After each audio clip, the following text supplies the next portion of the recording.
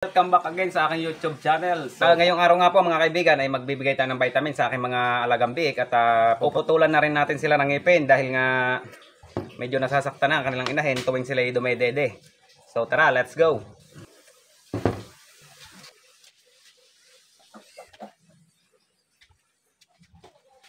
Ay. Huwag ka malitot. Hop, yeah.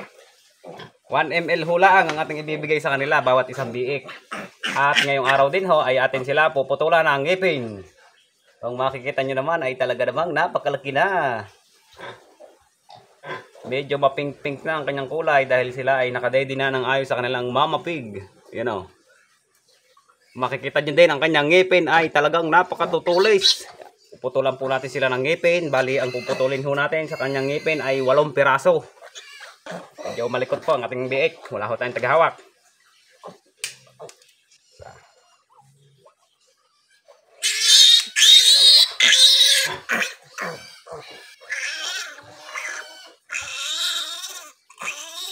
Tatlo.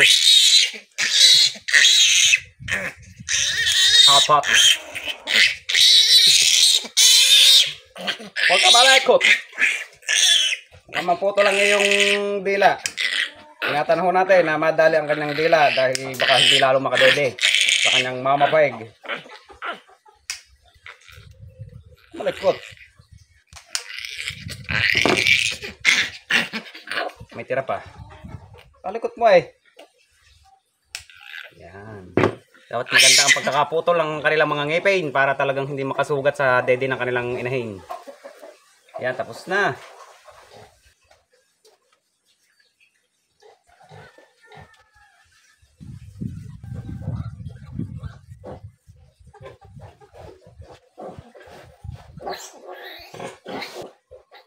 Imamasage nyo hulaan yung tinunduan nyo para mabilis ma-absorb ng kanilang mga katawan ang binigay nating gamot. Tapos, saka nyo sila puputulan ng ngipin.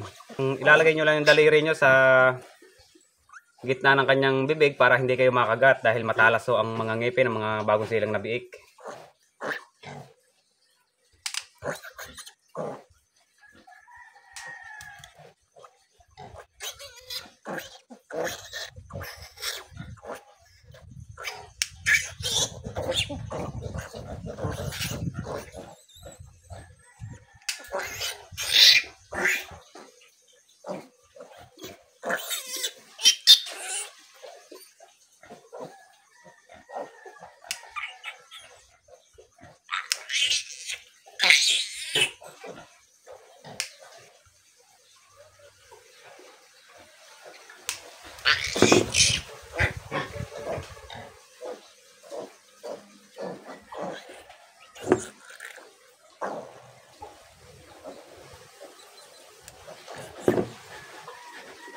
Yung. Okay. Baka ho kayo nagtataka kung bakit late na tayo magputol ng ngipin sa ating mga alagang biik. Nagpuputol ako ng ngipin depende po sa lakas ng biik. Kung nakikita ko ho na sila po ay malakas na, pinuputulan ko na po sila sa ikaunang araw. Pero kung napapansin ko ho na medyo mahina pa ang mga biik, ay hindi ko ho muna sila pinuputulan para na sa ganun po ay makadedi muna sila sa kanilang inahin at hindi natin muna sila istorbohin para na sa ganun po ay mabilis silang lumakas. Kaya ngayon ho ay sa ika 3 days na po ako nagputol sa kanila dahil nga noong isinilang po sila ay hindi po sila ganun kalakas. Kaya pinabawi ko muna sila ng lakas at makadedi sila sa kanilang inahin para nasa ganun po ay mas malulusog na sila bago ko sila putulan ng mga ngipin. Makikita nyo naman po na talagang mga biik na ito ay matataba na. Kaya pwede na silang putulan ng ngipin.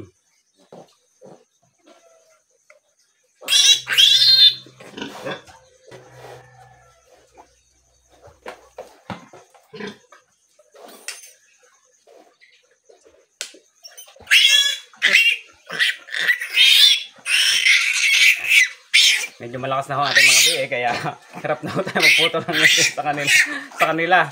Ayan o. Talaga namang kitang-kita na natin na malalakas na sila.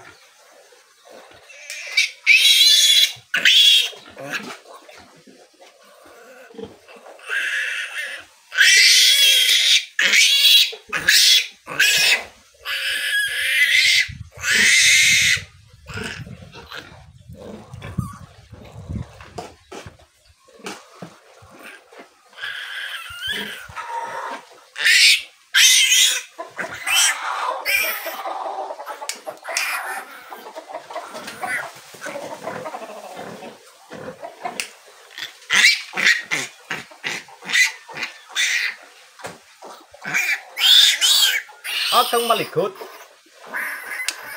Kalikot mo eh.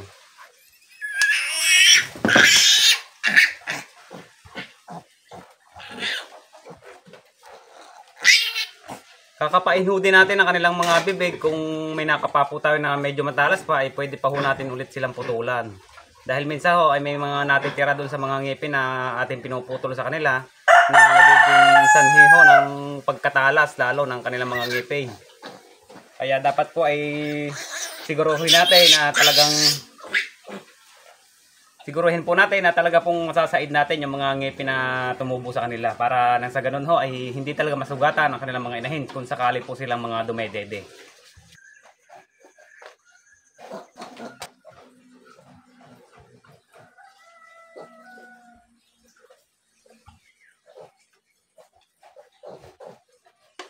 Ang mahirap nyo nga lamang po kapag ganito pong 3 days nyo napuputulan ng inyong mga biik ay medyo malalaki na at kung wala ho kayong tagahawak ay medyo mahihirapan kayo. At saka magiging magalaw ho sila. Kaya makikita nyo naman ho. Dahil wala tayong tagahawak ay medyo mahirap-hirap pero kaya naman.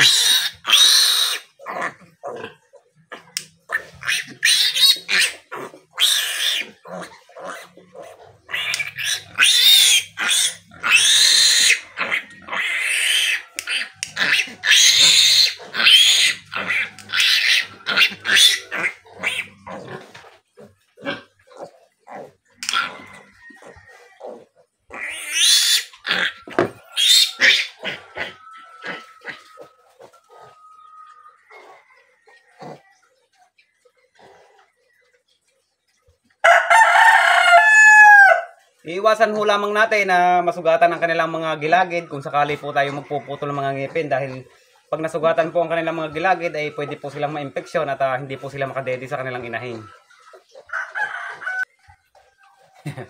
Ayan ho, wala pang kamalay-malay na siya po ay ating tutundo na. Natutulog pa ho ang biik na are. Wow! O yan, gising na ho siya. Pwede na natin siyang injika.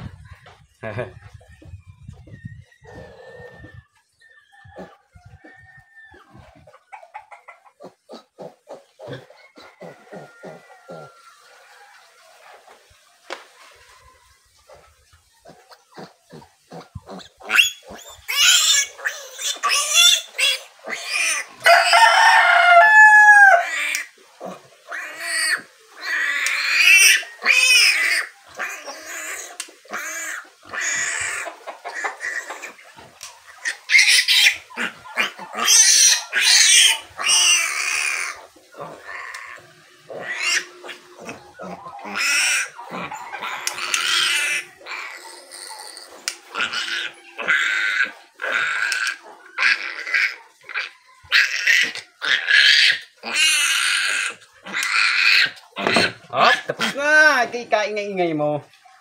So ayan guys, tapos na po tayo mag-inject sa ating mga alagang DX. At hanggang dito na lamang po ulit ang aking video. At sana po ay mag-subscribe kayo sa aking YouTube channel. Maraming salamat sa inyong panonood.